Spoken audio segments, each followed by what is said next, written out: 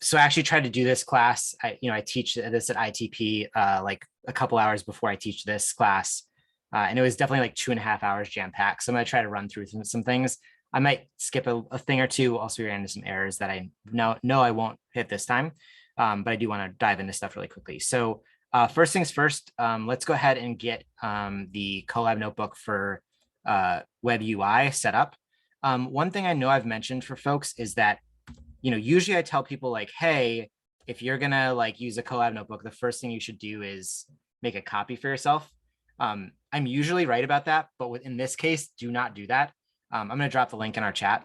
In this case, because this notebook literally changed this morning to fix some bugs for a thing I'm going to teach right now. So in this case, I would say at least for the next couple months, always refer to this URL for this notebook. If you want to make copies for yourself, that's fine. But know that when we're covering new material or doing something else, like it's probably best to come to this thing just to get this up and running. So I'll share my screen and we can walk through this. All right. So this is just the GitHub link to this notebook, but literally the guy who works on this adds features like pretty much every day to it. So just know that this is probably the best URL to start with. So we're going to go ahead and just connect to Drive. And we can go ahead and hit play on the second cell as well. And then I don't know if we did this in class or not, so I'm going to go over this again. For this model download, what we actually want to do this time is we do want to check on the runway inpainting model. So check this box. And what that means is we're also going to have to go to Hugging Face. And we're going to click on our avatar. If you're not logged in, you'll need to log in. You'll hit Settings, Access Tokens, and then you'll want to copy your token and make sure you paste that in to the token section before you hit play. So again, just to reiterate, check this box. I'm also going to recommend that for all of us that we recheck this box. I had some students earlier today that didn't have the original model for whatever reason. So just check this box. It's going to take like another minute or two for this to download. But I think just to be safe, let's run all of this. So again, go over to Hugging Face, grab your token, paste it in here, and check both of these boxes. And then we'll go ahead and hit play. And then while that runs, we'll also get queued up these other two. So we'll queue up install requirements. And we will queue up start Stable Diffusion. Particularly the code inside of install requirements is some of the stuff that got updated. So we're going to look at using the Deforum extension today. And there's a bunch of stuff that had to get updated in that. Okay, so while that runs in the background, let me share the link to our slides with everybody.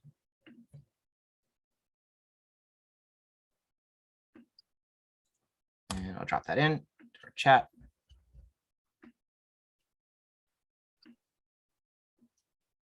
All right. So we're at week 4. So we're already halfway through class. Today's officially the half point mark. So, I hope that you're starting to get ideas for maybe a small little project. What I think you'll probably want to do is actually maybe pick one of the topics. Receiving this message. Oh, yeah, Ryan, can you just drop me a note about what's in there? I'll look at that in just a second.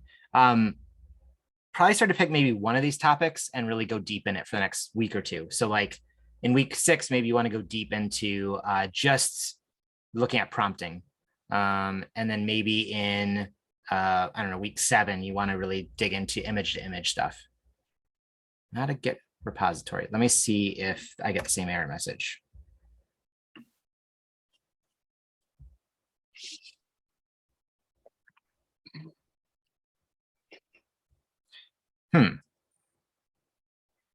Did anyone else get, so Ryan got this message that looks like this.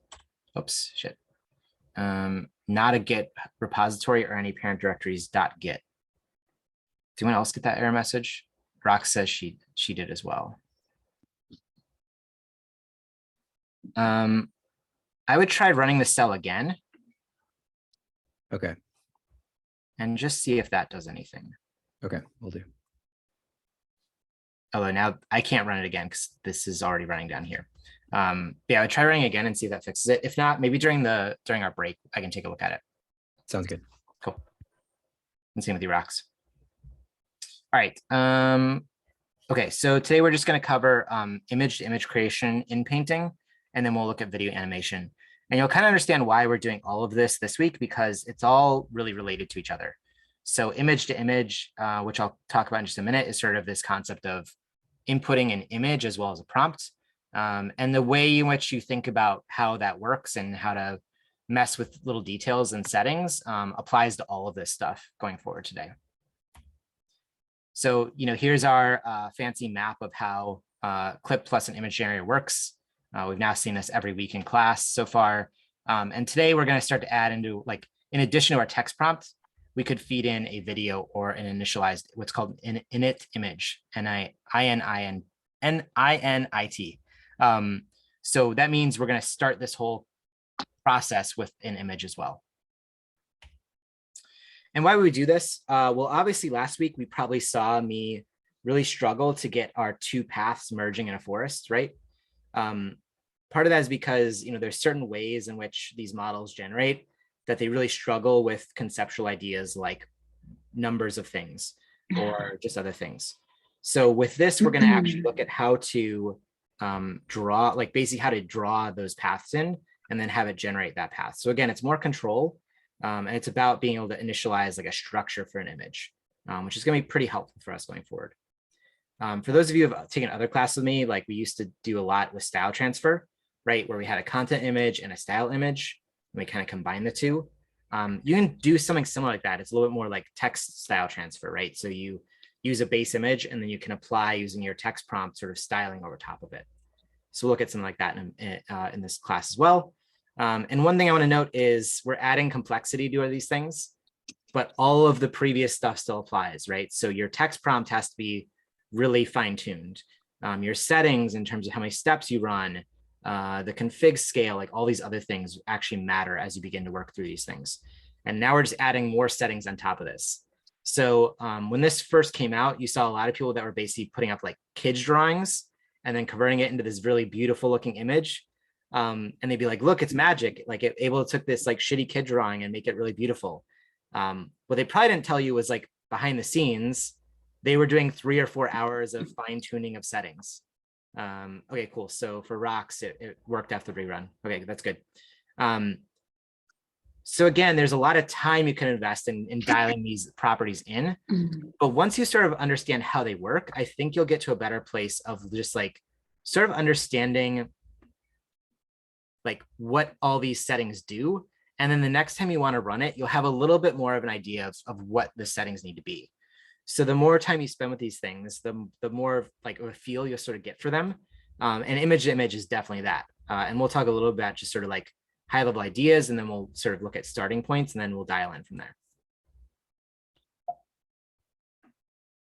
Okay, so just as a reminder, the diffusion process that we go through for stable diffusion and pretty much any model that has diffusion in the name is the way these are trained is they take real images and then they learn to add noise to them. And then they invert that process and they remove the noise.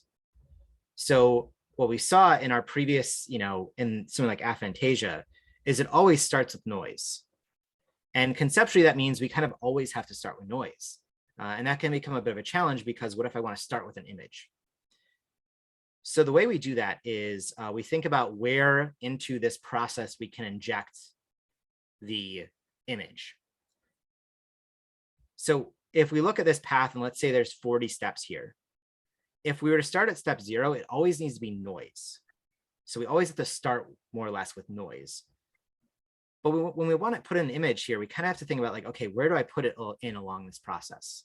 And one of the challenges to sort of think about is like, if you look at our cat here, there are steps within our diffusion process that look like a cat, but also have a bunch of noise over top of them. And that's what we're going to kind of do behind the scenes with this model, right? So we're going to inject an image into a certain point in this process, but we're also going to add noise to that image. We won't actually do that manually, but we will be putting noise into the image in order to sort of get this process working. And where you put this image, inject this image into the process, depending on your steps, right? Let's say we have 40 or 50 steps, depending on where you put it in, has a big effect on the output. So if you put a new image into your process very late in the overall process, right? So let's say we're doing 40 total steps.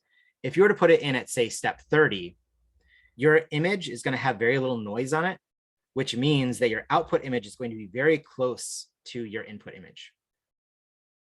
So even if in this case, even if you were to change this text prompt quite a lot, you would still see something very similar to this. And we'll look at some examples of this when we go through the web UI.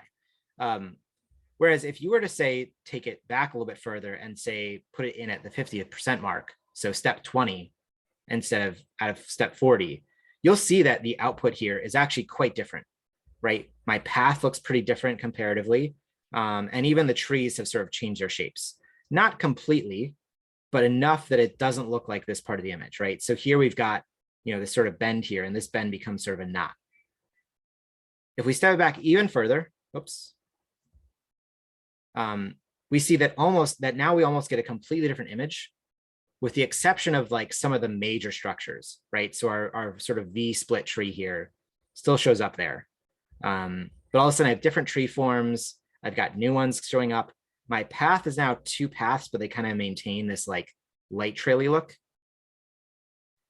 And if you take it back even further to like almost the beginning, then you have pretty much a completely different image.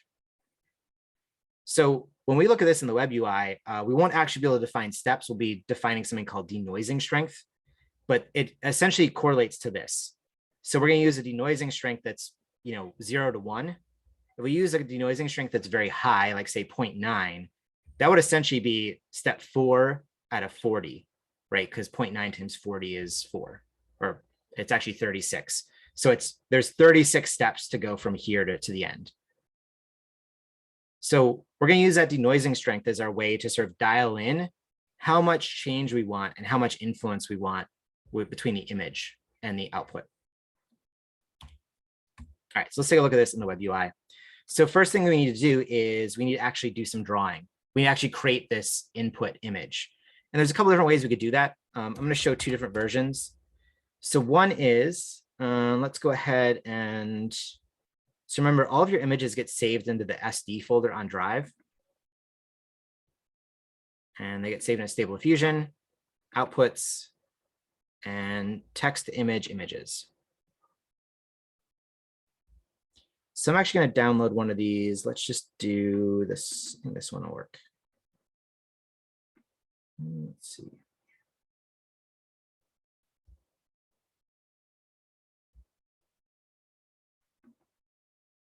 Yeah, let's do this one. So again, one way to do this is that you want to tweak your images. Like say, I really want 2 paths in here.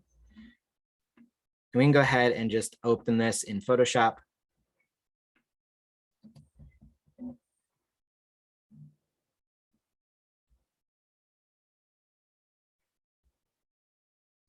And maybe what I want to do for this is, the nice thing about this is you can be pretty rough. You don't need to be like super pixel perfect because we're going to override a lot of those settings. So I'm just going to come in here and use the stamp tool and just, so I want to use the stamp tool, stamp. So I'm just going to come in here and grab some of this green, and I'm just going to paint this in, right? So there's my 2 paths.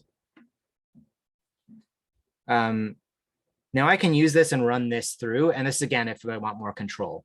Another thing I could do, let me just make a new file here, 512 by 512, is I can actually like paint in that sort of childlike image. So let me just come in here and let's create a dark green or like a mid green. We'll fill this in. I'll upload these to our Slack channel so people have them if they want to work off these. And then let's go ahead and draw some stuff. So we'll draw in our path. So choose kind of a warmish yellow. Draw in our little path here.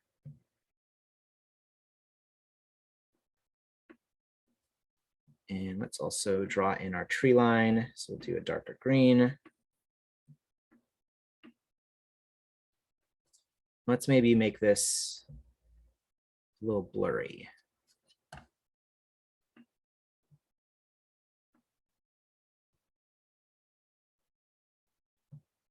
Now, because these are more childlike, definitely very childlike, I need to think about how I'm going to change this, right? So in this case, I'll probably want to use a very high step count to sort of override this, but keep the structure. So this might be something like, I want it to run for 30 of the 40 steps because I want to really override this. Whereas with this image, I might want to just very subtly change it. So maybe 15 steps out of the 40 or 10 steps out of the 40. So let me just save these out.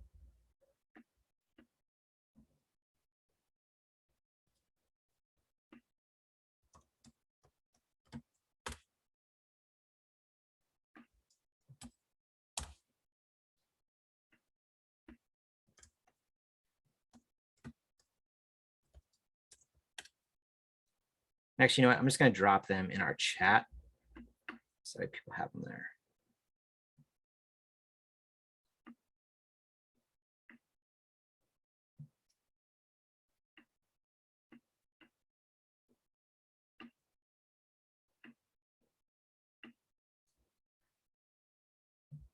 Hey, Derek, quick question. Yep.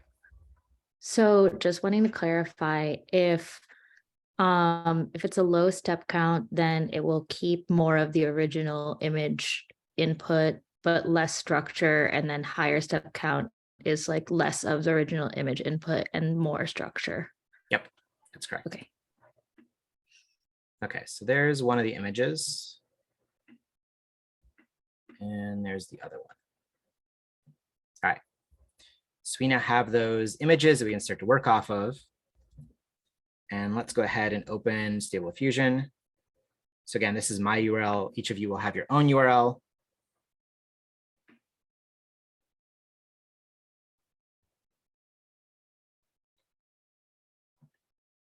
And previously, we've been working mostly on the text to image tab. We're going to switch over to the image to image tab. And you'll see there's a couple little differences. The biggest one is we now have this field where we're supposed to drop in an image. So we can go ahead and let's start with our pretty basic, or like our image that is more closely related to what we want. So we're going to go ahead and take this and we're just going to drag it and drop it in here. You can also click it to upload. So now our image is loaded in here. Now we still have our text prompt. So in this case, what I want to do is I want to take my previous text prompt and I just want to guide it using this new image to sort of like clean up the space a little bit. So we're actually going to put in the exact same sort of path or exact same sort of text prompt we had. I'm just going to actually grab it from here.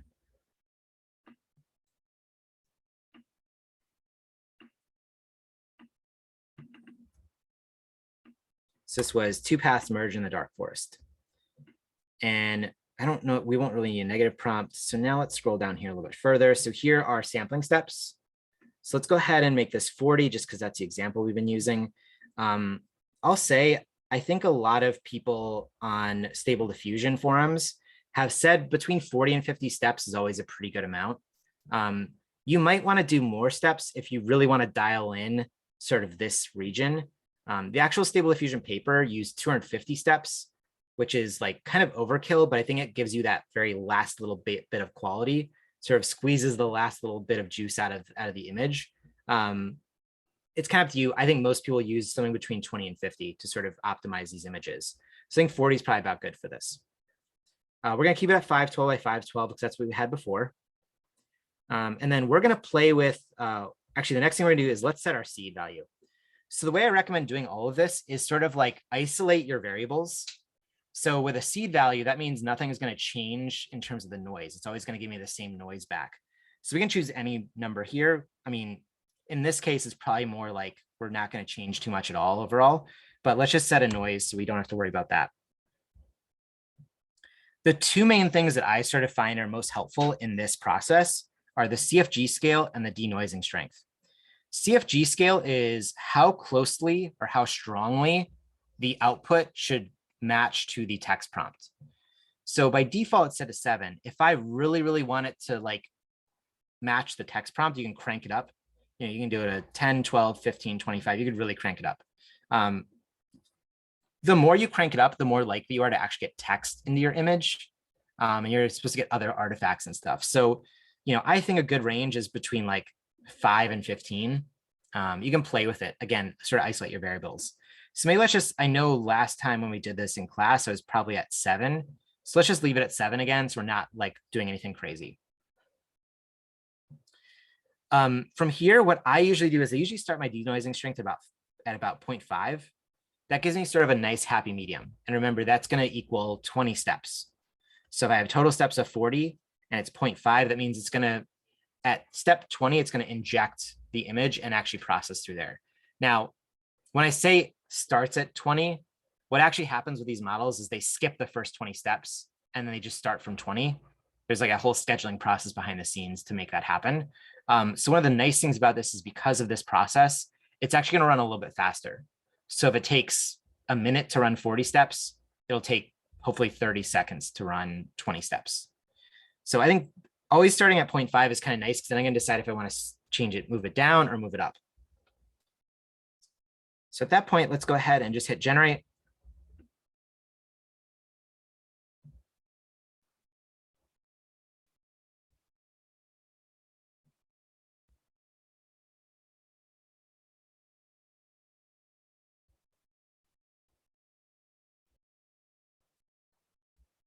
All right, and there we go. So what you'll see here is my image did change quite a bit, right? A lot of the trees look fairly similar, but I all of a sudden now have a sun. But the nice thing here is that my path does sort of look grassy. It looks almost like someone like, I don't know, mowed the lawn in the middle of it. It's a little flat. But we've now sort of successfully achieved a little bit more of a path structure.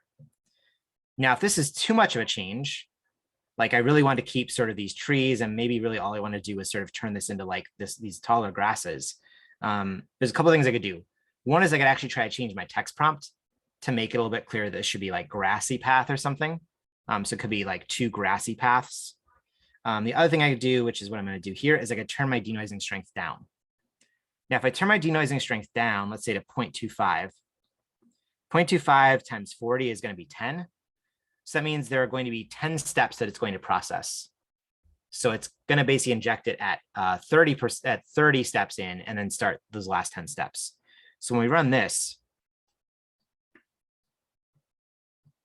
I should see less of an overall change in my image. And sure enough, I do. Maybe not in a good way. I mean, I would say like, I kind of want this image to be, or this part of the image to feel like it's less been photoshopped, but it's better. It sort of has cleaned up these edges and that sort of thing. This is a case where I might actually go into Photoshop and like maybe just turn this completely green or add a little bit of noise. A nice thing to do with these images, we can actually just maybe do this. Let's just sort of silhouette this really roughly. So we could just sort of say image, or I guess filter, blur, average. And that's just going to turn it all green. A good idea to do is just to add a little bit of noise to these things. And that's just going to kind of like give it a little bit more of a space. Now, if you do it too much and you set your steps too low, you're actually going to see that noise still. So you kind of have to play with a little bit. Like I think just a little bit of noise into these images is kind of a nice way to do it. I'm actually not going to do this, but it's a little trick that I've learned is that adding a little bit of noise to these images helps in the diffusion process. But I could upload this and maybe then play with that space. We'll also look at inpainting, which is kind of a similar idea. Actually might be better for this particular image to use inpainting. So we'll look at that next. But again, the idea here is just that, you know, low setting in the denoise strength means less change overall to the image. Let's see what it looks like when I crank it up. So let's go to 0.75.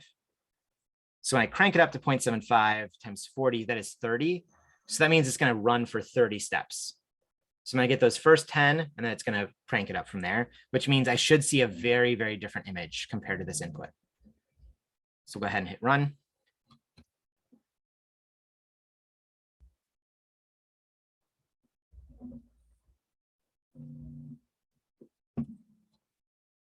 And sure enough, now my image is quite different. We actually lost my path. It's now back to one path. This is kind of the challenge with image to image is like you crank it up too far and you might actually lose the thing you were trying to keep. So just be aware of that. And if we crank it up really, really high, like let's say 0.9,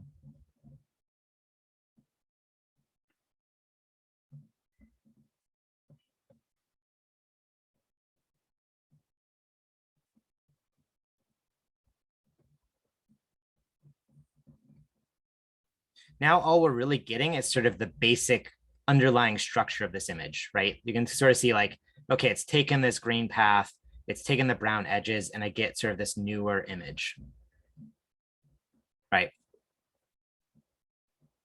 So I should mention image to image does not just need us to do like, you don't need to use this just to sort of optimize your image, right? If you're really trying to draw that fork in the road, this is a good way to get about it, but you could also use an input image to do something completely different.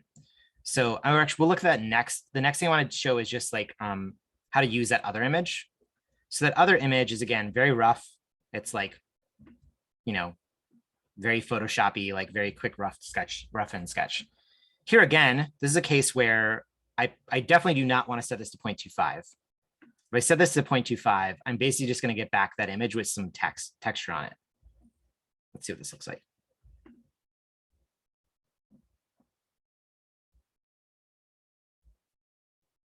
See, so I get very little change. But if I crank it up to 0.75 or 0.8, let's do 0.8.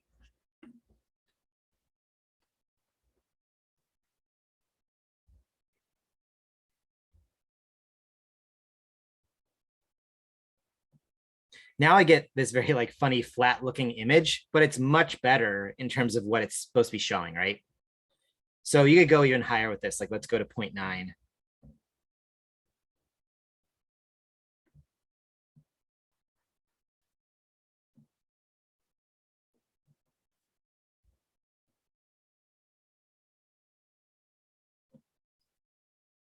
So now actually I kind of have a nice looking vector art kind of image, right? It's still very flatly shaded. And here is where some like text prompting might help. So if I go fantasy illustration,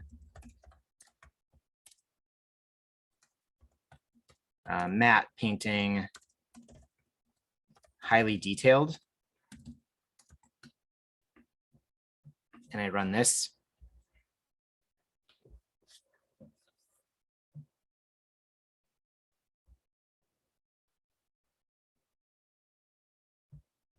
now I have a much nicer image, right? So again, text prompting matters here, especially with these like very default structured images.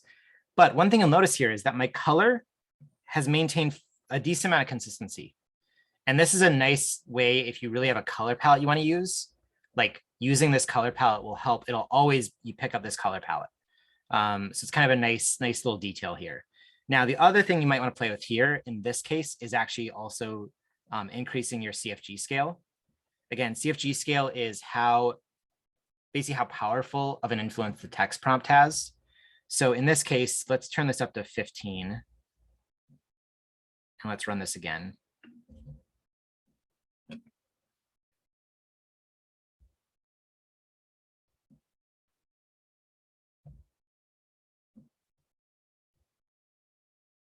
So now we have a really different image than our previous one.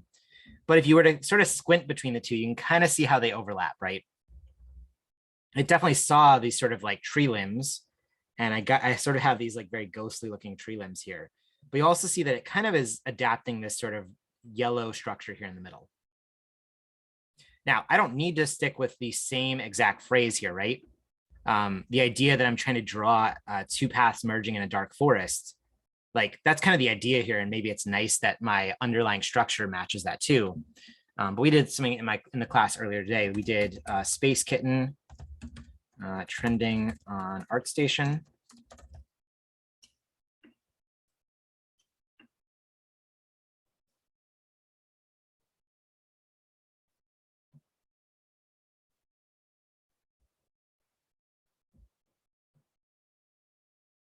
And here you get something quite different. Actually, there was a better image before. Let me turn the CFG scale down a little bit because I want to show you how much the like underlying structure has an influence on this.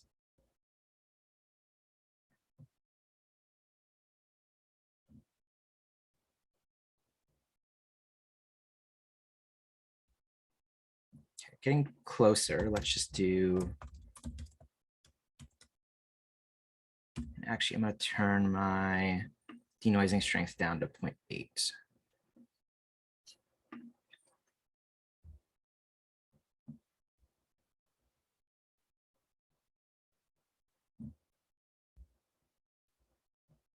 Okay, there we go. This is a little bit better. You can see here that it did sort of pick up the structural elements of this shape, right? It has that sort of like inverted V at the bottom. And then it's picking up all the colors that I'm using in the image, right? So a lot of green, maybe a little bit of yellow. And then obviously because of my text prompting, it's adding in additional forms. So this is also a really powerful way to just sort of influence the image. Now, if you set this too low, like let's set this to like 0.6.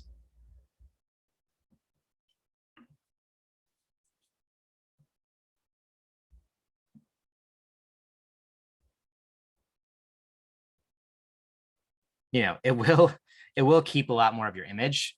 Oh, that's a funny looking space kitten. I don't know, it's like more like a space demon. But you can see actually how much of an influence the underlying artwork has on it, right? And so this is kind of the fun thing about image to image. And this is where people will draw like a very funny looking, you know, princess, like they'll have their kid draw something, and then they'll use this tool to sort of convert it into, you know, whatever the more beautiful looking image is. And I will say even, you know, you can see the influence of these shapes overall and what's happening here. And this is sort of the cool power of these tools, is that you're able to sort of dial this in. I got a much better looking space kitten in the previous class. I'll share that image because it looked really awesome. It's like a cat looking like Yoda in like a green planet. It was really cool. So maybe I just drew a really shitty shape here this time, and it should have been better before. But this is sort of what's the cool power of these tools, because now you really have a little bit more influence over color.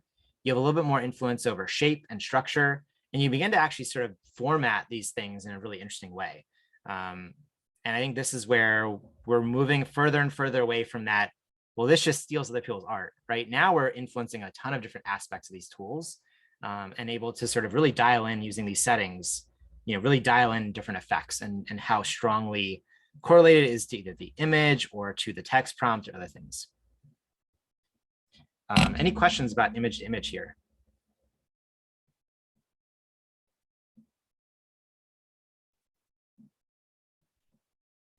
No questions. Let's move on to inpainting. So inpainting is essentially the same concept. It takes the same idea from image to image, but it only applies it to a certain portion of the image.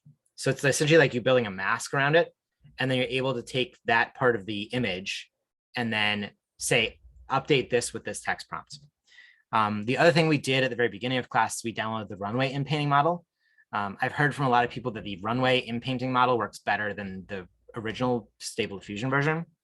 What that looks like is, you know, here is the prompt that I was trying to do, where I was trying to redraw my two paths. And you'll see when I did the inpainting with this path, I got sort of these two light trails. Whereas with the runway inpainting, I actually got something a little bit more like my Photoshop. We'll look at some examples of this. I would kind of say like I've had hit or miss results with both of these. And some of it's just about the text prompt that you want to put in. So let's take a look at inpainting.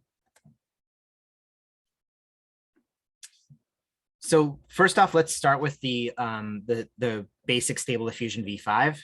And in the image to image tab, you'll see here there is image to image, and then there's inpaint. So you click on inpaint. Now we're going to upload our image. So let's go ahead and upload this image again. And you'll see that as soon as you upload it, it says start drawing. So this is asking you to upload or basically draw what you want your mask to be like. So in this case, I want to mask out this part, and maybe let's just make this like a patch of grass.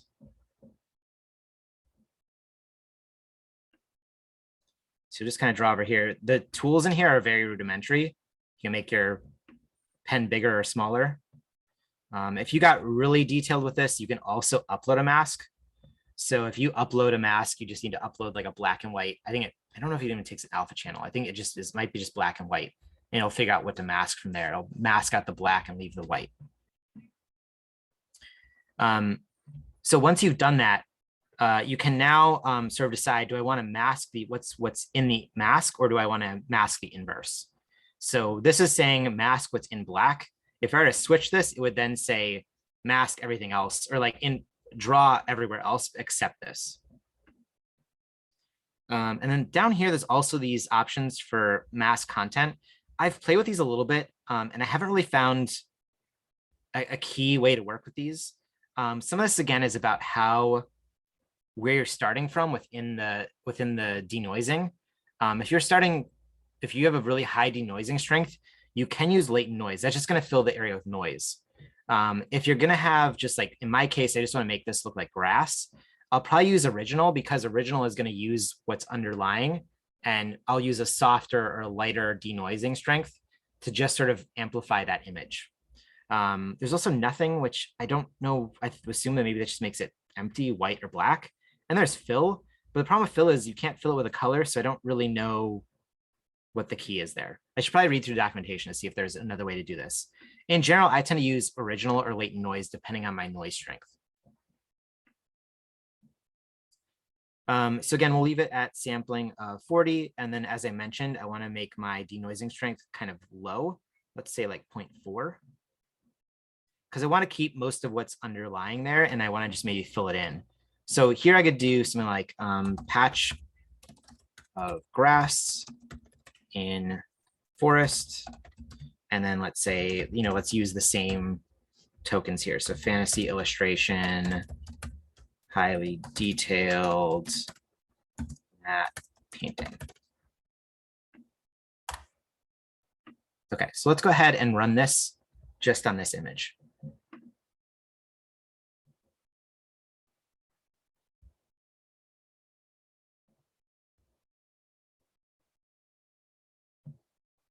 And it looks like it did next to nothing. Interesting. So, but you'll see that the only thing that really changed here is my actual space here in the middle, right? None of the other image changed, which is when we used that same setting on other images, everything changed. So the kind of nice part of this is I can just change this middle space without altering the rest of the image. Now, what I probably want to do here is let's crank up my denoising strength a little bit more.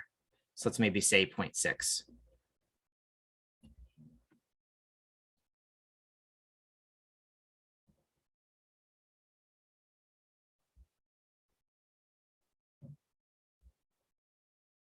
Okay, so now I have more grass, right? Maybe let's say a patch of dark grass in dark forest, or patch of, I don't know, what's a better word for this? Long grass? I don't know. Let's see if this works.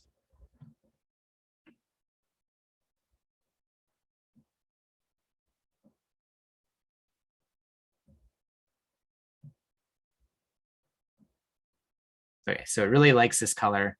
Let's say dark grass, and maybe let's wrap this in a weight.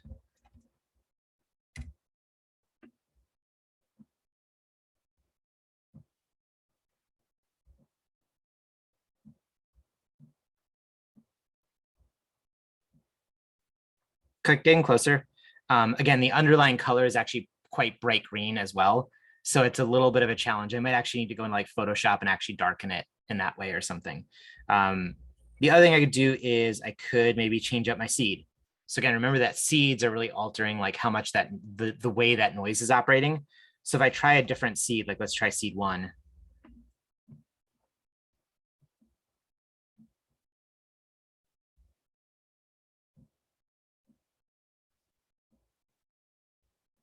So I got there's a very different type of grass looking now, right? But because that underlying image is fairly bright, like I said, I pulled it from the center of the scene, I would almost have to go back into Photoshop and darken it and then bring it back in and update it. This is how you see people spend hours and hours tweaking images, right? There's just that endless little like playing with stuff until you get the right optimum quality. A lot of us would probably just say like, that's close enough. It looks like grass. Let me bring it into Photoshop and darken it there and be done. And some people are purists and like, I'm not allowed to touch anything outside of machine learning. Most of the rest of us are like, as long as it's close enough, I can put it into Photoshop and clean it up. But you can see here that this is starting to approximate what we sort of want this image to achieve. I would say like the style of this looks too different from the rest of this. And that's where we would need to like start figuring out if we need to tweak our settings here. Like, do I want to like move these around in terms of order? Do I need to actually change? Maybe I need to wrap this in a weight.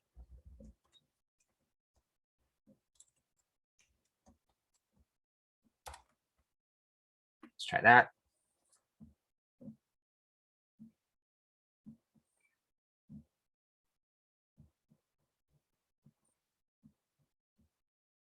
Okay, so not much better. Here again, maybe I just play with a bunch of seeds, right? Like I would try just like seed 4, seed 5. Now, the other thing that we should look at, so we'll do this one more time and then we'll compare.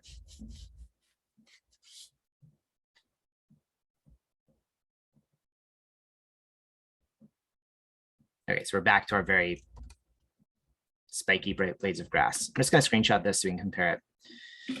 As I mentioned, there is the other model. There's the runway model that we can try to use. This is just using the Stable Diffusion V1.5. Actually, this is using inpainting. Why did it switch that?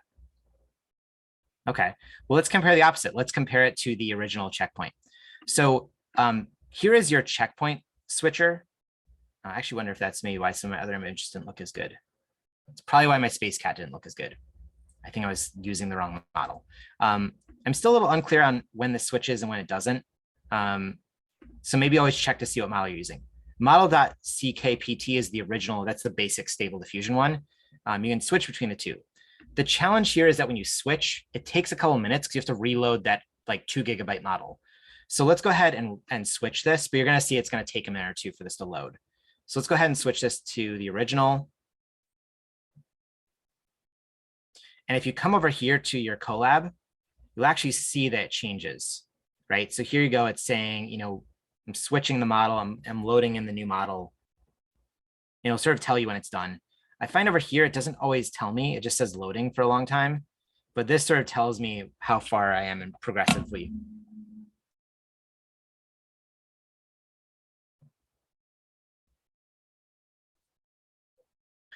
Oh, so Rox, if you don't see the inpainting model, Yeah, I don't. You might want to restart or like stop this. Yeah, so Mahal said that has the same thing. Maybe what you can do is you can go to runtime and restart and run all, but this time make sure that you have both of these checked. Hopefully that should install everything. I also got people with weird different options, but I think as long as you have your token in here and you've selected both these, if you just if you do runtime, restart and run all, that'll restart the notebook and hopefully it'll install it. Now, when you do restart and run all, it's going to give you a new URL down here. So make sure that you have, like, you switch out the URL, right? So it's going to give you a URL here of this. It'll give you a new one. So just make sure you open that one. Okay, I don't have to pause anything. I just go straight to runtime and rerun all. Yeah, just restart and run all, and that'll just sort of like, it'll basically like restart the notebook and you'll lose your connection to your previous Stable Diffusion and it'll just remake it. Yeah, this has been unclear to me too. Like other people in my class also said they had both these checked and I still didn't get it. I have a sense that this notebook's a little buggy, and like if you run it again another time, hopefully that fixes it. It's just sort of my hope.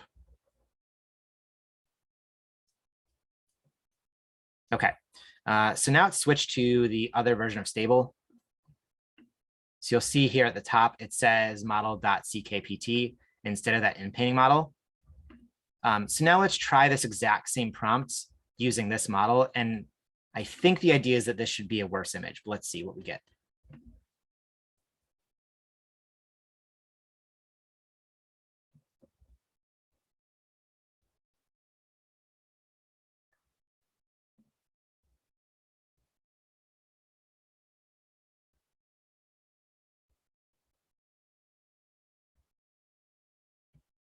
Yeah, well, Oh, okay. Adam might have actually highlighted what the actual issue is. And I'm sorry, I should have remembered this. You actually have to agree to the terms first yeah, so thanks, Adam. So Adam put in the link to this here. You might have to log in and actually agree to the terms to get the model. So if you come to this page and you scroll down, there's likely something here that says you'll have to agree to the terms of this. So maybe just see if that was what the issue was. So what you'll want to do is you'll want to agree to the terms and then go back to your notebook and restart and runtime and run all. Thanks for catching that, Adam. Okay, so I now have run this with the other model, which supposedly does not work as well. And I have to say, I kind of like the result of this better. Maybe just luck of the draw. Maybe other images would look better with the particular runway in painting. Case in point here is just like you've got two different models, you can play with both. And switching between them is a little annoying because it does take a couple minutes to sort of reload them. But you have the option of playing with them and sort of seeing. So we can just sort of like, for our purposes, let's just compare these two. So go to desktop, grab both these. It's still loading. There we go.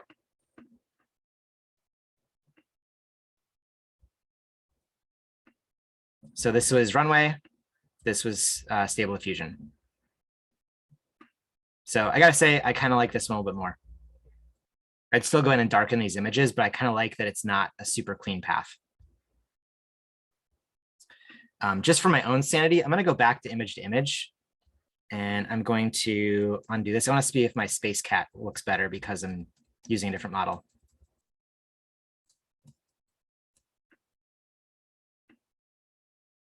Except, well, let's see what happens here.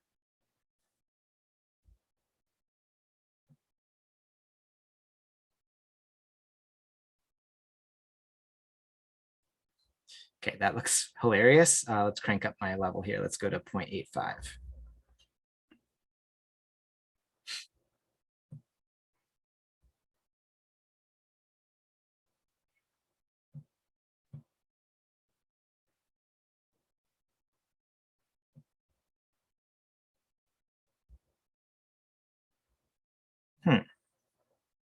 Why does it crop like that? Okay, well, maybe it's not just the inpainting model. Maybe it's my shitty little sketch here that is doing this or influencing this in one way or another.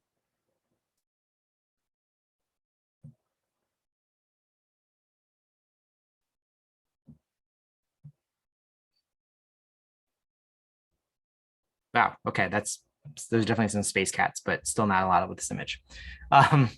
You can see how you get lost forever doing this, right? So any question about inpainting? I think we've shown that like it's kind of a nice way to sort of like, again, if you want to tweak images, this might be a better option than image to image, but you still have to dial in the settings in a nice way, and you've got to play with different seeds or different models to sort of see what you get. So I think it's interesting. I think it's about how do we get more control over images. Some of you may be looking at this and are just like, I'm just going to Photoshop that little spot. This is ridiculous. But I think it's kind of interesting to play with these things. Any other thoughts or questions about inpainting? Yeah, so seed.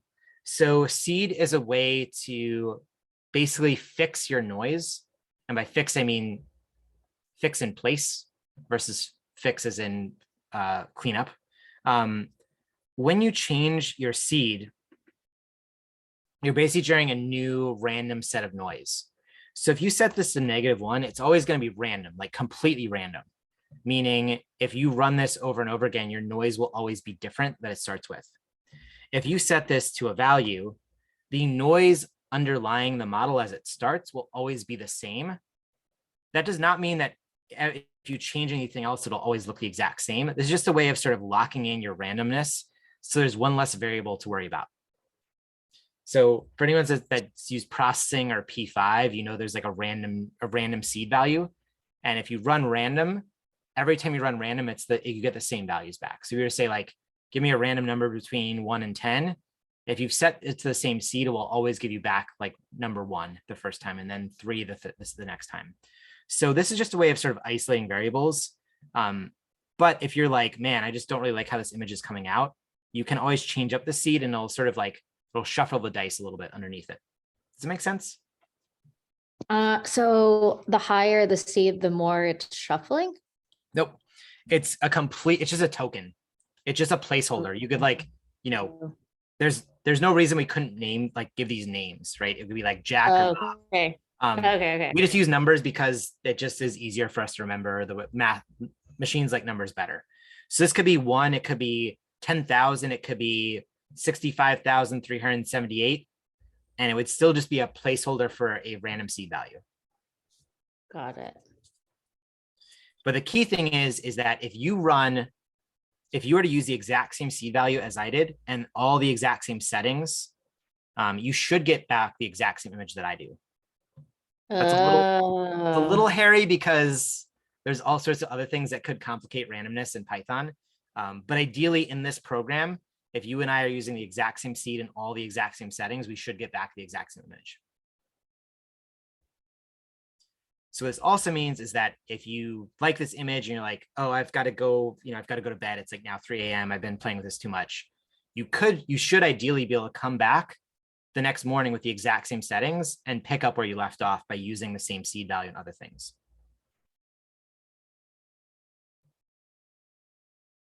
All right, so that's inpainting, and that's some of these tools.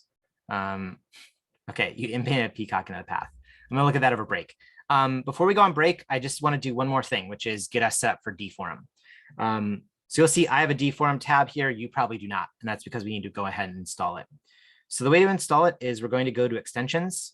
We're going to click over here, and you're going to click on the available tab, and you're going to hit load from.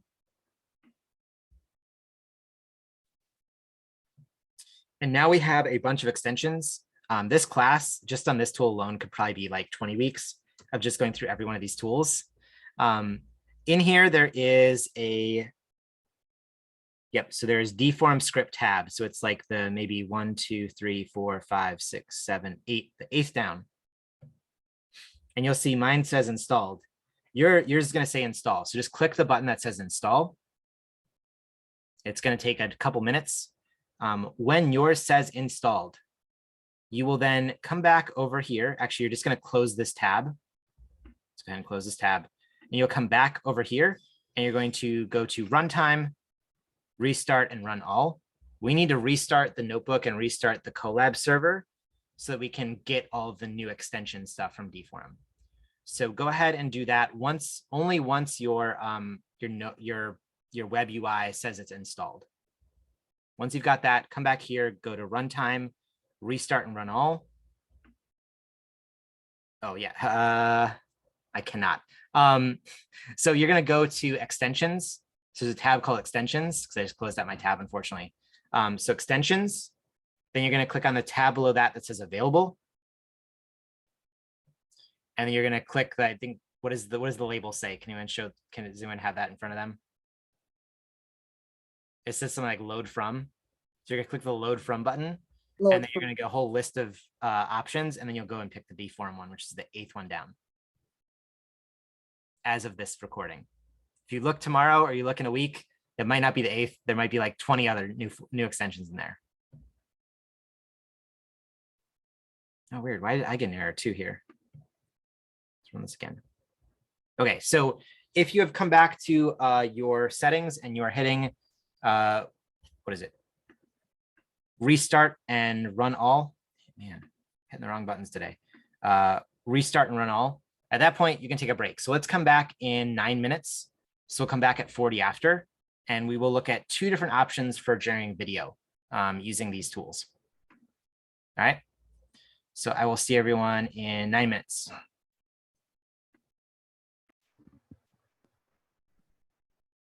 So before we jump back in, I want to show you the space kitten I made earlier.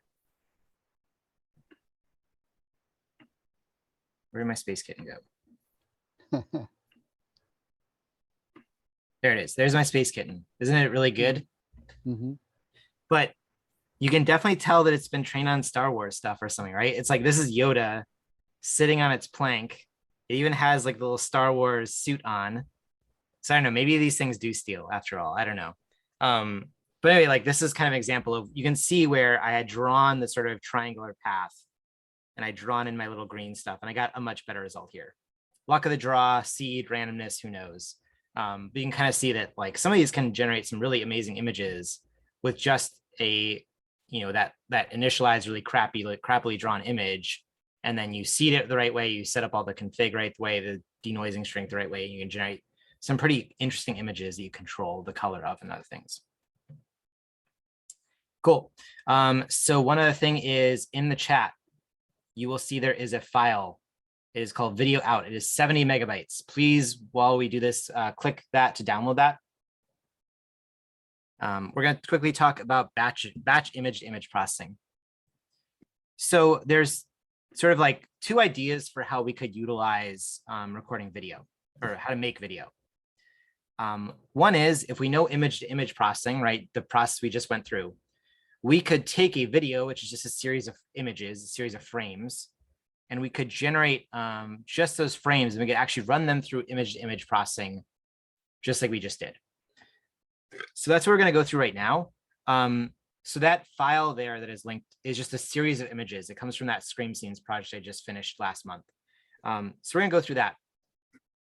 Because I'm a little short on time, I'm not going to go through the process of converting a video to frames. I will record that later tonight after class ends. So I have a little notebook that I'll send to people now if you'll want it, but I'll also link to this later. Where did my notebook go here? Here we go. So I made this in class, in my NYU class today. So this is a video, and I'll record like a little 5-minute, 10-minute video on how this works.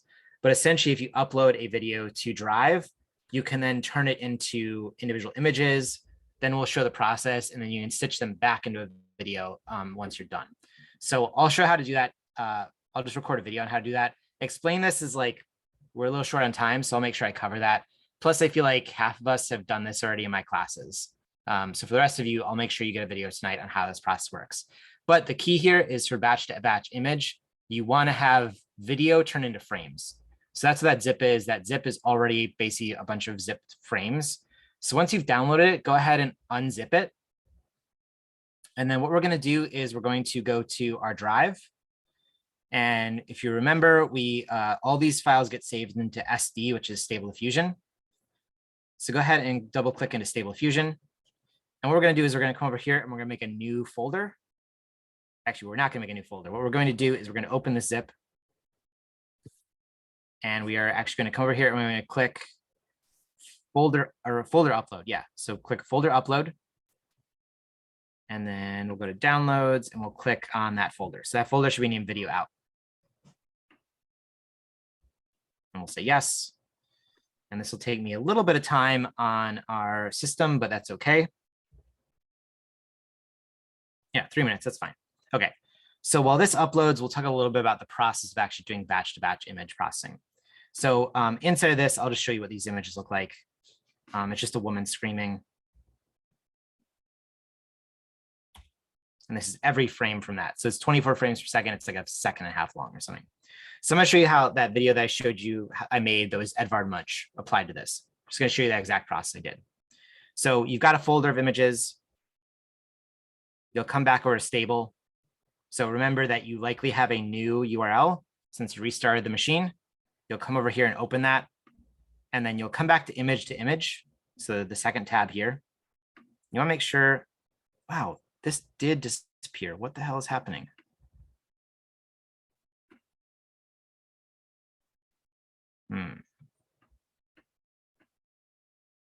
Well, let's just hope that the inpainting model works fine. I think it will work fine.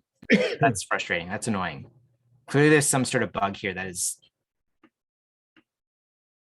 changing how this works. Okay, so I'm just going to stick with this. And we'll come back here to image. And we'll click on batch image to image. So we already did image to image. We already did inpaint. Next is batch to image. So now we'll see pretty much the exact same settings here, except we have an input directory and an output directory. So input directory, grabbing the path to this is a little frustrating because we actually have to grab it based on the Colab path. So what we're going to do is we're going to go to our Colab notebook, which is open and running. And we're going to open up the folder icon here. And we're going to open up G Drive, My Drive, and then we're going to go down to SD, which is here. And we should see the folder video out. All of us should have the same path. So I'm actually going to copy this path in and paste it in chat if anyone wants it.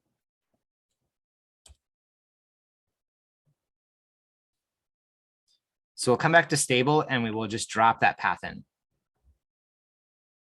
For the output directory, we can do the same thing. So let's paste in the same path.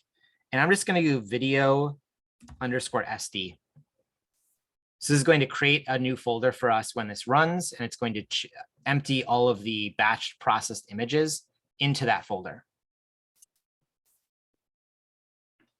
From here, everything is the exact same that we did for image to image, except it's going to run on every single frame when we run this process. So we'll come down here. Again, remember your denoising strength and your CFG scale and the effect they have on it. So because we're a little short on time, I'm just going to set a mid range of like 0.5. I'll maybe crank up my CFG scale a little bit. So what I would probably recommend you do, actually, I'm also going to set my C to just, I don't know, 3. What I would probably recommend people do is they actually do image to image and start with just one frame. So take one of the frames from this image, drag it in here, and just work off the one image until you sort of have dialed in the settings, right? I'm a little short on time and I'm not going to like go through every one of the settings I would do. But once you have a setting dialed in, then you want to switch to batch to image and do that across all the images.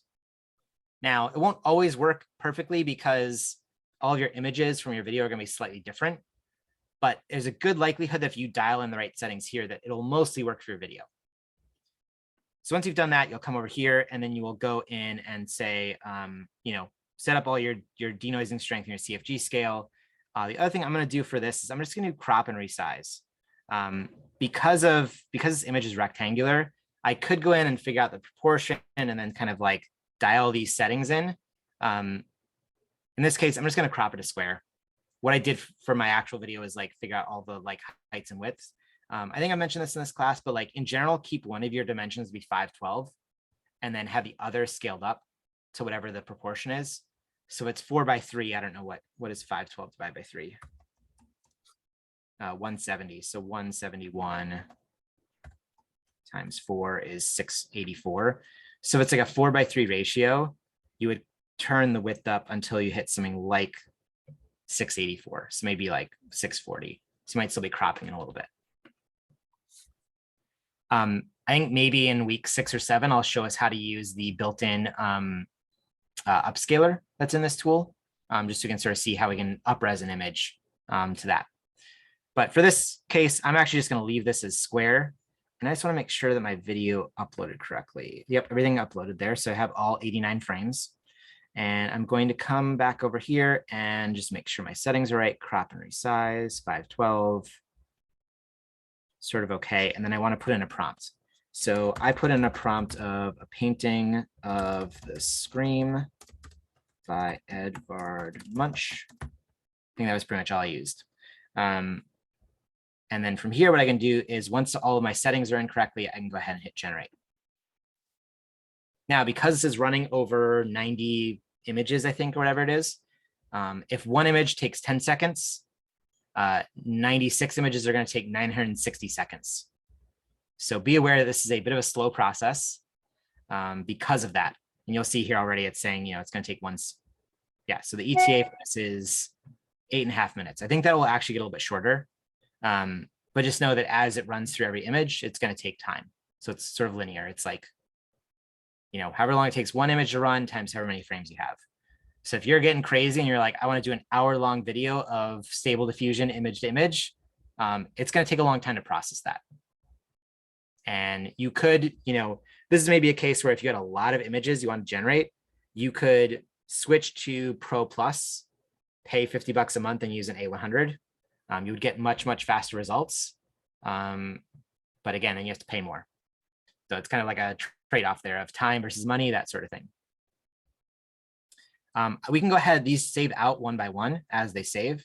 So if I go back to my SD folder, you'll see here now I have video SD. And if I double click in here, I can open these one by one. So there's 1, 2, whoa, that's a funny one. 3, gross. 4, 5, very scary.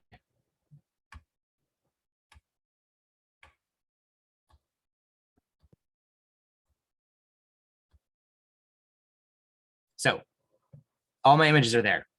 Now, obviously, like this is still going to run for a little bit longer. Again, the key for this is actually that you want to, you're going to get all these images out. Then you want to stitch it into a video. So again, I'll cover this a little bit more in like better detail in that video I'll record tonight. But we can come back over here and we can use this collab notebook.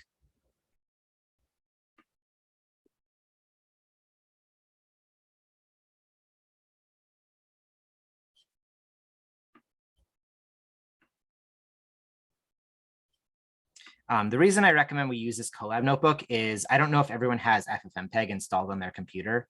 And honestly, it takes me even longer to explain how to install FFmpeg because it's not an easy process.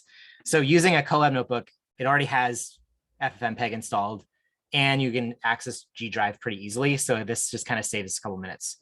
So once I'm connected to Drive, I can actually just run this cell.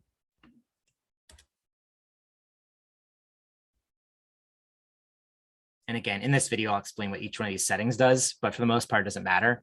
We're just trying to make a video that I can open in QuickTime. And that runs at 24 frames per second.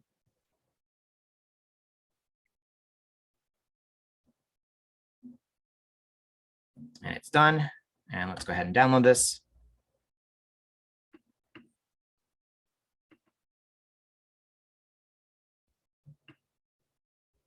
And sure enough, there is my video. Now, this only ran for half that time. I'm going to actually just like not let it run any longer. But if you could scrub through it, you can see that's a crazy step right there. You can see my video, right? So this is run. Now, again, you might say, well, it's flickering a lot. It's really jumping. And this is maybe where I would turn the config scale down, or not the config scale, the denoising scale, right? The denoising strength. I might turn it to 0.25. Now, the downside of doing that is that you're then going to get less of that Edvard Munch style. So then you might need to crank up the CFG scale. Here again, you have to play with the variables to try to get less of that flicker, because the higher your noise is, the more change is going to happen between frame to frame. The lower your noise is, the more likely you are to get the image you input out, which is good for video because it gives you a little bit more fluid change frame to frame. But then you get less of the actual text prompt working on it. So you really have to sort of dial in the settings. And this is where people do all sorts of crazy stuff. And we'll talk about this maybe a little bit more at Deforum. People get really crazy with how they try to like get a smoother scale. These diffusion models by default are not really good for video. So compared to like StyleGAN, my StyleGAN videos where you get that really smooth interpolation, you're never, well, I mean, I'm not gonna say never, because someone will figure out how to do this, but you're very likely to get far less of that really smooth interpolation out of something like stable. You will get a lot more of this sort of like jittery, stop motion-y kind of look, just because of the nature of how these tools work. But this does work. And again, if I really spent another hour or two dialing in the right properties, I might get something a little bit closer to smooth animation while also pulling from those video frames and still getting the Edvard Munch style on top of it. All right. So I'll cover a little bit more of like how this FFmpeg tool works, just so people can understand it. But essentially the idea here is input directory, which has to be on Drive or in Colab. So you could drag a folder directly into Colab here and use that. The upload speeds for this is really slow. So I generally recommend putting it in Drive, and then you just need to get the path to Drive correct.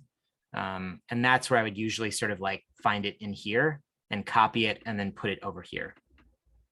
But it's going to always start with content. If it's in Drive, it's always going to start with this.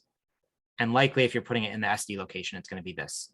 And that's just, excuse me, it's whatever you actually upload, whatever folder you upload there. Any questions about that? Sorry, I know I ran through that quickly, but the concept is just image to image, just run on a bunch of frames from a video. All right, cool.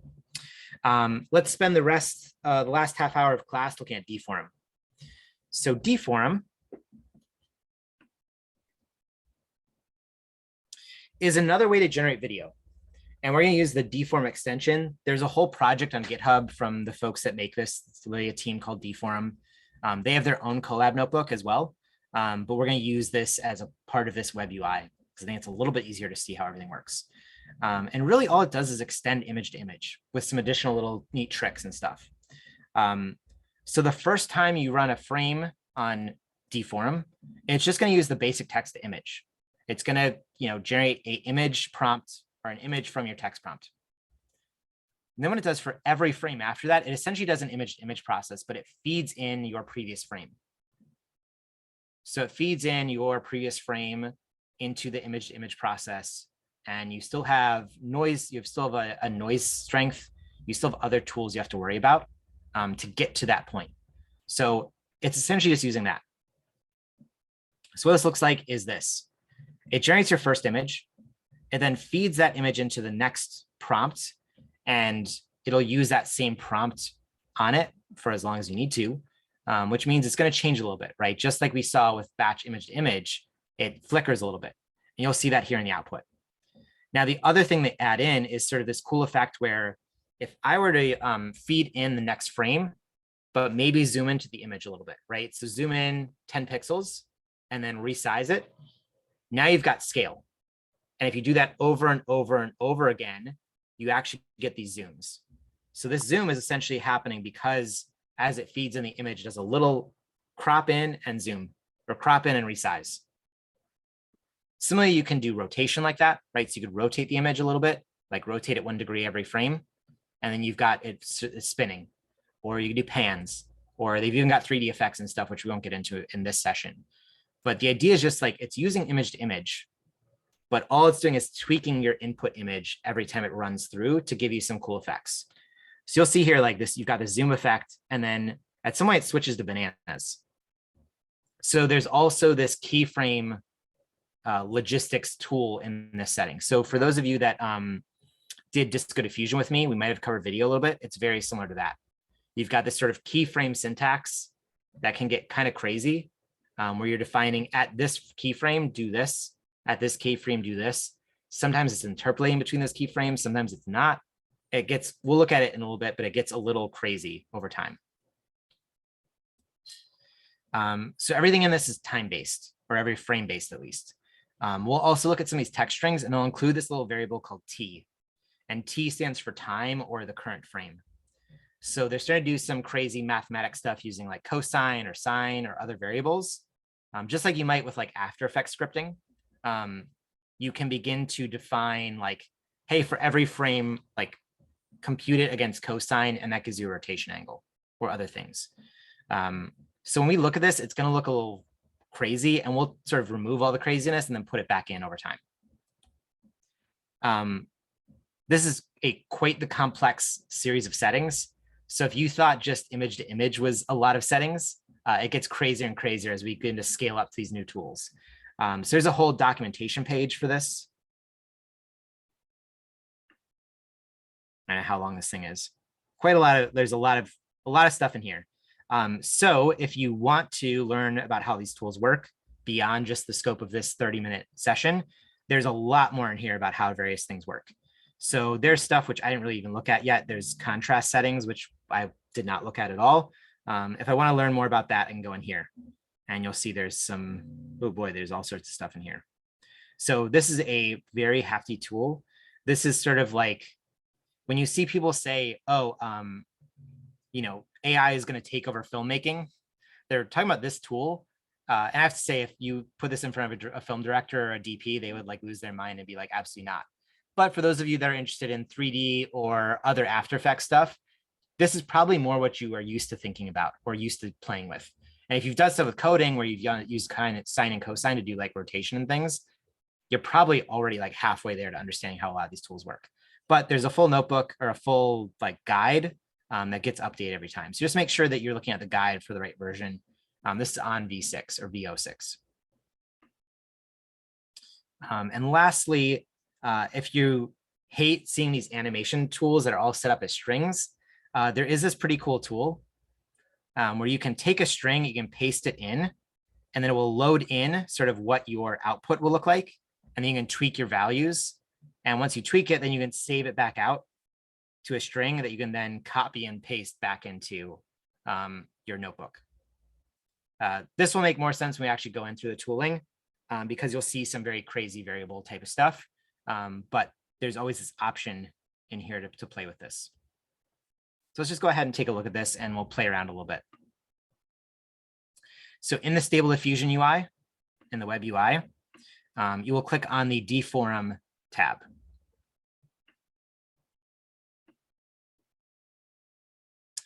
And now we'll see this kind of looks the same, but there's a bunch of different tabs here. So we'll go through these tabs one by one. We'll actually start at video output. So this is going to output our video. These are our video settings. So by default, it's 12 frames per second. And by default, it's a GIF. I generally like to change this to FFmpeg. 12 frames per second is probably fine. That's like an animation speed, right? It's like on the twos. It's like a little bit of like a little slower, so you're not like losing your mind as stuff flickers by. Next is that you could upload a soundtrack. We're not going to do that. This will need to be like a drive URL to an MP3, and it'll like add that back into the song, into this thing. This does not do audio reactive stuff. I've seen people start to build audio reactive tools for these things. That's sort of a whole other concept, which we definitely will not get to in this class. But this will just add a soundtrack to your video. And I'm going to skip the rest of this because we don't really need to worry about this. Let's go to run. And you'll see there's very similar settings here. So we've got width and height. So let's leave it at 512 by 512 just to keep ourselves on the same level.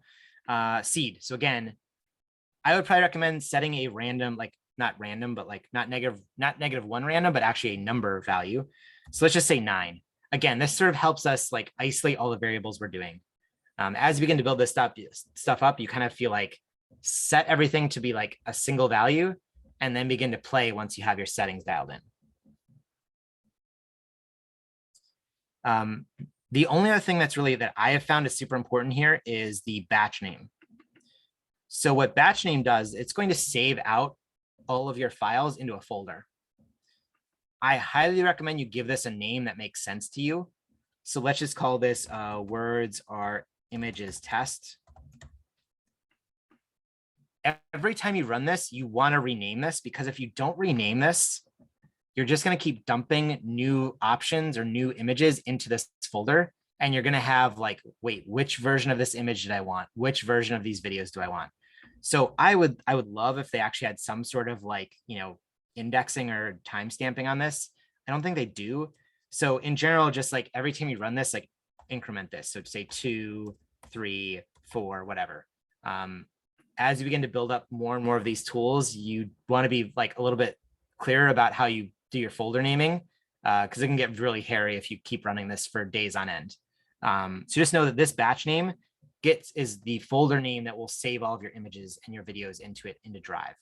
So it's kind of helpful to know that like what this name is. Like if you're going to play with something like bananas, call this batch name bananas1 or something, just so you've got an idea of what you're actually making. Okay, let's go over to keyframes. Actually, let's go to prompts. Prompts is sort of the next thing we kind of understand how this works. So prompts.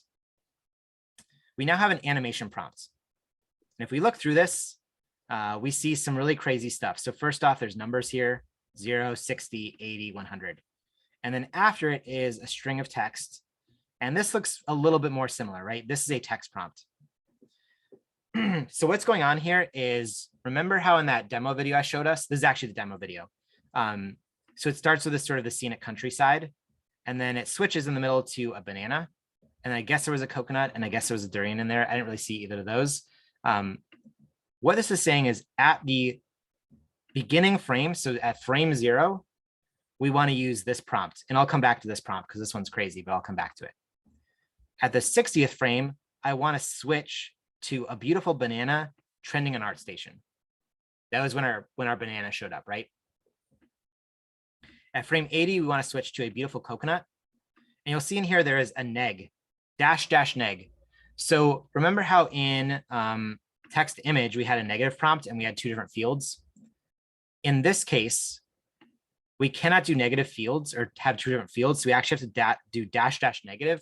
That's how you add a negative prompt. And lastly, at the 100th frame, we want to do a beautiful durian trending on ArtStation.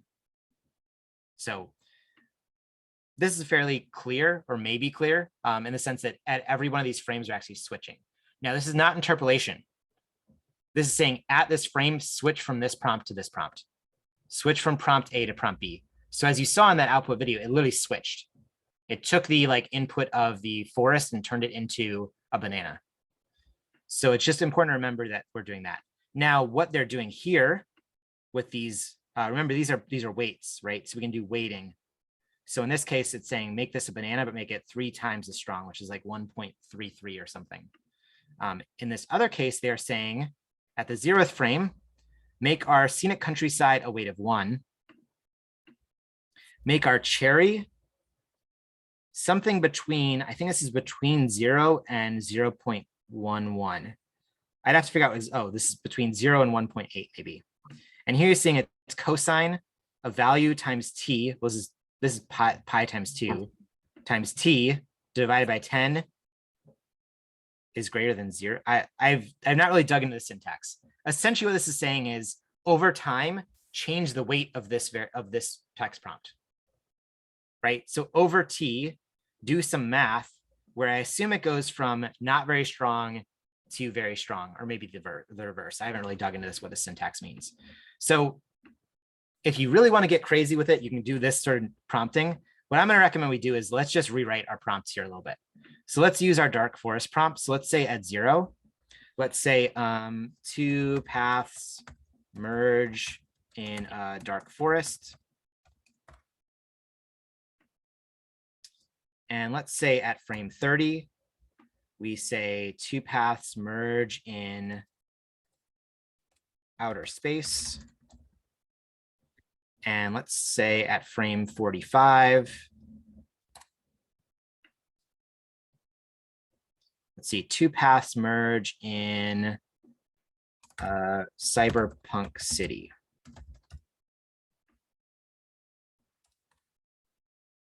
Now, one thing I learned is you cannot have, do not leave in your last comma, it'll throw an error.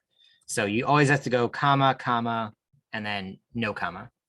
I'll drop this into the chat just so people have it if they want to just cut and paste. Okay, so we're saying at frame 0, we want to start with our normal 2 paths merge in a dark forest. At frame 30, we want to switch that to outer space. And at frame 45, we want to say in a cyberpunk city. I have no idea if this is going to work. We're just going to try it and see. I know it'll switch, but I don't know how well these text prompts work. So here again, if you want to like sort of isolate variables, you might go text to image, right? So the text to image tab, dial in your text prompts for each one of these, make sure they look good, then come back over here and paste them in. Because you don't really want to spend a lot of time generating video if you don't know your text prompts are good, because this is going to take a certain amount of time, right? If I'm doing 60 frames, it's going to take 1 frame length of time times 60. So don't waste your time generating video if you don't know your text prompts are good. I'm going to do it for this demo, but in general, don't do that. Okay, so we've got our animation prompts in here. We can now go to keyframes. And now I have a whole bunch of settings here. So again, for those of you that remember Disco, you'll remember a lot of these settings. For animation mode, we have 2D, 3D, or video input. I'm going to leave it at 2D. There's a whole other advanced class that will be 3D and other shit. For now, just leave it at 2D. I mean, if you want to play around with 3D, that's totally fine. But I'd say 2D is going to have less settings. Next, let's set our max frames. Again, I don't want to be here all night, so let's do 60. You could generate an hour of video. I don't know what an hour is. What would that be? 1440 times 12. I don't know how many. That's a lot of frames. That's like 14,000 frames. That's a long time. Even with stable, that's a long time. Lastly is border is either replicate or wrap. So remember how we said that you could zoom into images or zoom out or pan left or right. So when you pan left or right, say you pan each frame changes 5 pixels. You've got to figure out what to do with those extra 5 pixels that no longer exist or like have been moved or shifted off. This is saying you can either replicate that, which is like kind of like copy and paste the last pixels from the side, or wrap, which means wrap the image around. I think by default, replicate makes the most sense. So we can leave that as is. Next, we have angle, we have zoom, we have translate X, we have translate Y. And here again are our dreaded sort of like sine times t divided by whatever. So let's actually just start with something really simple. So let's say zoom. Let's start at 0. Let's start at 0. And then for, let's say the last frame, let's go to 10. So these values do interpolate, I believe. I'm like 90% sure these values interpolate. Actually, let's do this. Let's just set 30 to be 10. That way I know if they interpolate or not. So I think I'm fairly certain the way this works is it'll start at 0, and then between 0 and 30, it'll slowly ramp up its zoom. So we could do the same with angle, right? So we could say angle, let's start at 0, meaning no rotation. And then let's say at 30, we want to do, let's say 15 degrees of rotation. So again, this will sort of like slowly start to rotate faster. I'll leave translation X and Y as 0, 0, meaning there's no left and right movement. We're going to skip 3D settings because we aren't using 3D. We're also going to skip perspective flip because that's sort of like more pseudo 3D stuff. And now I have generation settings. So we have here noise schedule, which I meant to look up between classes and I did not look this up. I don't know if anyone knows what this means. Strength schedule is actually noise strength. So this is our denoising scale, right? So 0.6 means we're going to have a pretty big shift in every frame. And if we look back at our GIF, oops, we do see that there's a pretty big shift between each one of these images. So again, if I wanted to maybe make that a little bit less, I could turn this down. So let's say 0.4. Similarly, I didn't look up what contrast schedule was, so I'm going to ignore that one. And then CFG scale, we know what this means, right? So if I want the text prompt to get stronger over time, I could say at 30 frames, let's instead make this 15. So this means as we go through it, the text prompt is going to get stronger and stronger and stronger. We'll skip over the 3D FOV scale. Seed scheduling. Again, I think this means we could change seed over time. I don't really want to do that because that also seems like it's going to drive me a little insane. So let's just set the seed to be 10, which was, I believe, what we set for. We set a seed here. Yeah, we have a seed of 9. Okay, so let's set the seed to 9.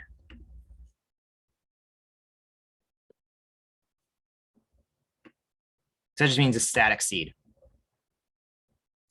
There's some color coherence settings. I mean, again, this is getting to some pretty crazy tooling where they want to make sure the color stays static between these images. If you had a really high strength schedule, like say you set this to 0.8, you would likely see your colors shift a lot. So there's like some other tooling in here to like keep your colors similar. We're going to set that to be, we're just going to ignore that. And then because we're not doing 3D, we can turn off depth warping. I don't even know if this would work if we have it set to 2D settings.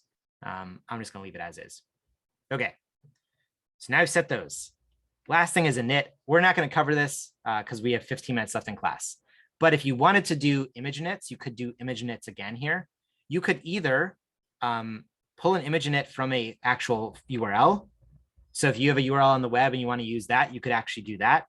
You could also pull from your image to image. This is where things get crazy. You could like figure out your image to image over there and then have it pull from there into this tool.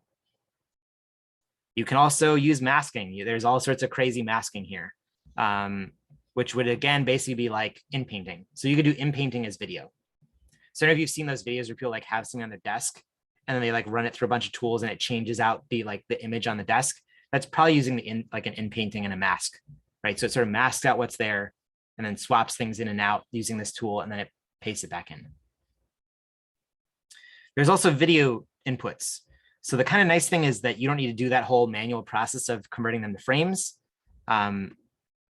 This will allow you to sort of set what frame rate you want to pull things from. And then you could also have a mask video. So you could also have a mask video. So in After Effects, you could also have a mask. So I expect many of you will want to play with this more. I'm not going to cover it here. If you run into errors, let me know. But there's definitely some really, really cool opportunities within this tool to like do some really crazy stuff, right? You can have a video, again, that sort of like record a video of something, of an object on your desk, figure out how to make a mask in it, and then you could feed those things into each other and create this really cool like in-painted video. Also, I should mention, if you are doing really long videos, like say an hour or 2 hours, you might run into a place where Colab shuts off before it finishes. There's a nice little trick here where you could resume from your previous setting, and you have to just go into the video files and just grab the last time string from the output video or the output image. Remember, because this is just image to image, we could technically just pick up where we left off by reloading that image back in. That's essentially what this does.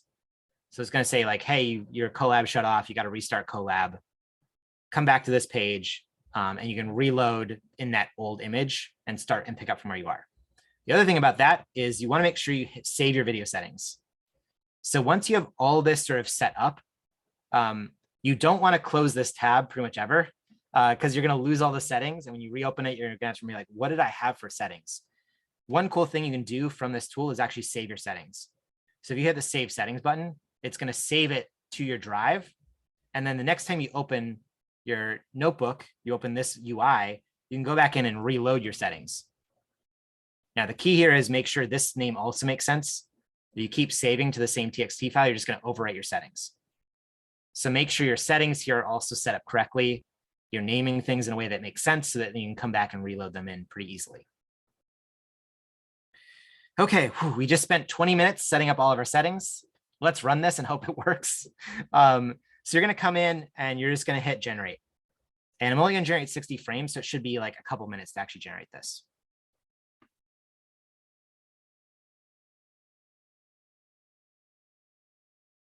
And fingers crossed, I don't get any error messages.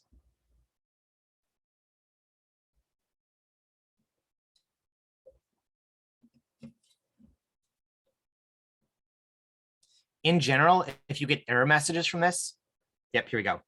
Object has no attribute as type.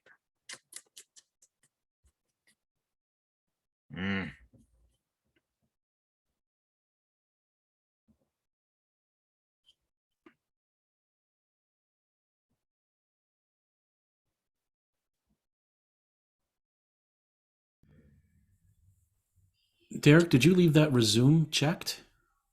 Like Oh, maybe I did. Let me point? see. Maybe. Yeah, yep, I did. Let's see if that works. Okay, let's see if that was the issue. Thank you. Yep, that was the issue. Thanks.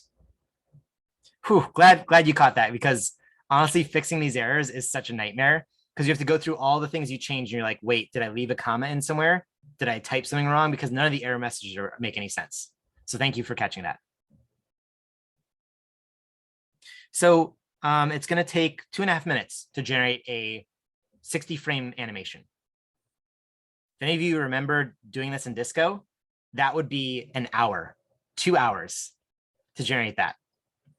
So the nice part of Stable is because it's so fast, it makes animation a lot easier. Now, the downside I will say is I think Disco was better at making slightly smoother animations. And that's because of the stepping, right? I would guess that if I wanted to actually make this a little bit better, I would crank up the number of steps between each of these. Actually, where was steps?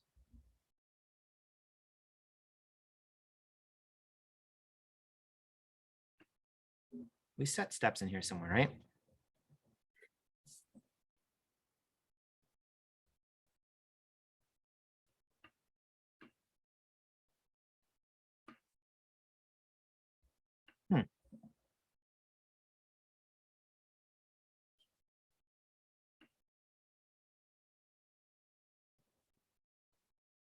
Derek, it's in the run tab. Ah, cool. Thank you. Steps. Yeah. So we set this. Oh, I didn't set this. This was just a default. So the default was 21. I would guess that if you want a better, like, sort of translation where you get a little less flicker, I would probably crank up the steps. And the reason for that is just you're going to get a little better result between them. And then I think you need to play with steps and then also that denoising strength, right? And that's kind of the key, is like finding the right balance between CFG, denoising, and these steps. I do not have a good sense of like what the right values are for all these things. If you're a Discord person, the Deforum Discord is pretty good. I'll drop a link to it in our Slack channel afterward. There's lots of people in there who ask questions and get good feedback. I'd also guess that guide probably has some good settings in there. Okay, we're almost there. And if I recall, these save to a weird location. So going to SD, I think they saved a stable diffusion web UI. No. Okay, I know where they are. They're in stable diffusion, and then they're in outputs, and then they're in image to image images, which doesn't really make sense because it's like in a different tab. But if you click in here, you'll see now my folder is here. Words or images tests. So it's kind of just like, remember that this is technically just a big image to image model with lots of crazy settings. And in here, we can see what our images look like. Okay, so there's my 2 paths merge in, I guess, a cyberpunk city. Yeah, something's up here where the strength is way too high. It's gonna be super flickery. I don't know why that is, because their demo video wasn't as bad. Okay, well, I'm just gonna show you what this looks like. So when this is finished, you can come up here and click. You say click here for after the generation to show the video.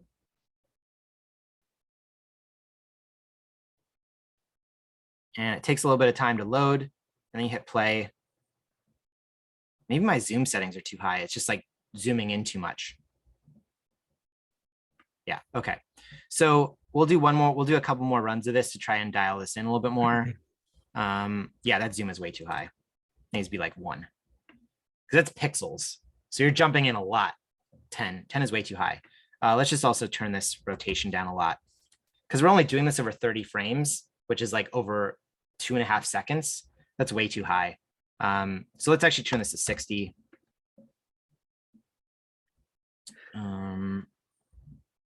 I wonder if their strength schedule is inverted. They had 0.6. I'm going to use their default because their default looked pretty good. So I'm just going to leave that as is and see how that works. Okay, so let's try this again. And as I mentioned, the key here is to run this with a new folder name. Otherwise, you will just end up with files upon files in one folder, and you'll be like, what was I looking for here? So where you do that, we'll hit generate. And you hit close the video here as well.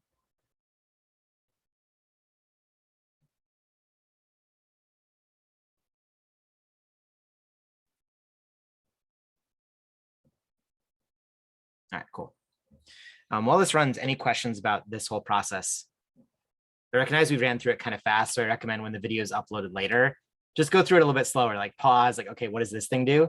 Pause, what does this thing do? And also maybe reading that guide will help a little bit. Eric, do we have is there a setting for disconnect when finished so you're not using a collab all night? That's a great question. If you choose like I guess like the higher GPU or whatever. Not that I've seen so far. I wonder if that's in, so there's a ton of these extensions that I haven't really read through to see what else is in here. I wonder if there's stuff like that in scripts. So let's say, just try all these. I was able to find if you put a MP3 in the web UI called notification, it'll play that sound when it's done. Oh, interesting. Okay. So that's the closest I found to, if you're running away, you're working or whatever, but yeah. Yeah, it's a great question. That might be something to ask in the Deforum Discord. See if anyone has any hacks to do that. Again, I feel like all these tools are sort of like, maybe there's something in settings.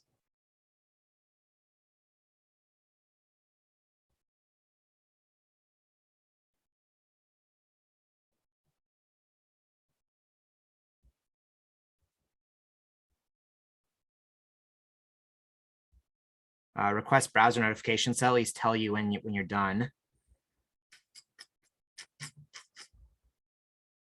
Again, this is probably one of those things where like someone will create this and then next week there'll be like a whole tooling around it in here. But I haven't seen anything off the top of my head just yet.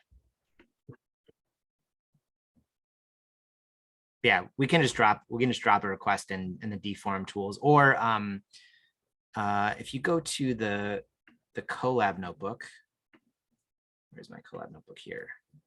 And you go all the way to the top here and you click on this to actually see if there's anything in the issues. So if you're not used to GitHub, one thing I like to do is just go into the issues and just see if anyone's asked the same question that I want to know. Say disconnect.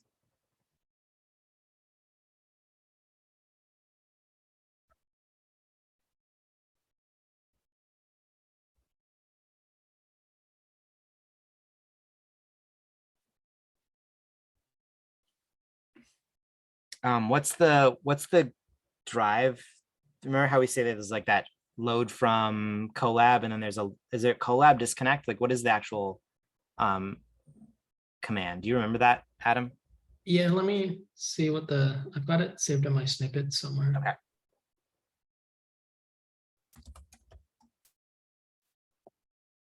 Is it unassign? I've got mine that does a couple different things. It's runtime.unassign. Okay. Okay, no one has asked him about this yet. So I will probably post in there and see if he's got any tricks up his sleeve or like any way to do this. Because it'd be nice if there were like, I don't know, after 10 minutes of being idle, like just automatically disconnect us or something. That would be like a nice little feature to add to this. So we can also ask in the Deforum and see if anyone has any hacks on that. I know one hack is like if you override or if you like throw a huge file at this thing and you like crash the VRAM, that's also a way to make it like stop. But yeah, there's probably like someone will figure this out and very soon, I imagine. Let's check out to see if we're done here with our video. Looks like we are, so we'll go ahead and hit generate. Oh shit, that's the wrong thing. Interrupts. This is whoever built this UI needs to work a little bit on like how it all works. You go click up here to click here after the generation to show the video. And I might have just broken that. Let's see if that broke. Yeah, it looks like that broke because I tried to overwrite this. Let me just go back here. And I think here is my MP4. Yes, let's open this. And of course, Drive is trying to process it. So we download it.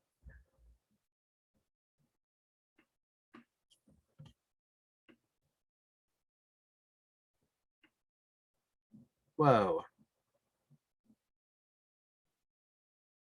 Well, part of that is cool. I don't know what happened here. But this part is starting to look good. So this part from like here on looks okay. So clearly something is still messed up with my zoom feature. I don't know, maybe I'm writing the math wrong, or maybe it's not 1 and needs to be -1 or something. I don't know. This is probably why they have that T variable in there, right? There's something where it's like slowly like zooming in instead of this. But again, you can sort of like, I would probably just turn this off. I would get all my other settings in right, and then I would come back and try to isolate this and figure out how this works. So maybe I'll play with that this week and try to figure out how this works. Because something clearly wasn't right with that value. I feel like they could also just add in helpers in here. Static equals 1.0. Oh, well, that's why. If the static is 1.0 and I set it to 0, that's going to be bad. So it needs to be this. And then it'd be 30. And then it'd be, so this is not pixels, this is scalar. So this would be 1.25, right? So let's zoom in, actually make this way smaller. Make this 1.05. So it's going to start by not zooming in. Then it's going to zoom in a little bit more. I'm actually glad there are tooltips in here. I didn't realize that. So this will help you sort of understand values. Yeah, so this is degrees. This is a multiplier. So it's 1.0 is the same scale. That's why that first thing like did some crazy stuff. So I might rerun this and just sort of see what that looks like. But in general, start with really low values here. I always like kind of go 1.5, right? That's going to be like nice and like smooth, but it's like way too fast because it's per frame. So you want to set this to be a pretty low value because you don't actually really want it scaling that fast. All right, we're at time. Any questions about this? Anything else I can help folks with?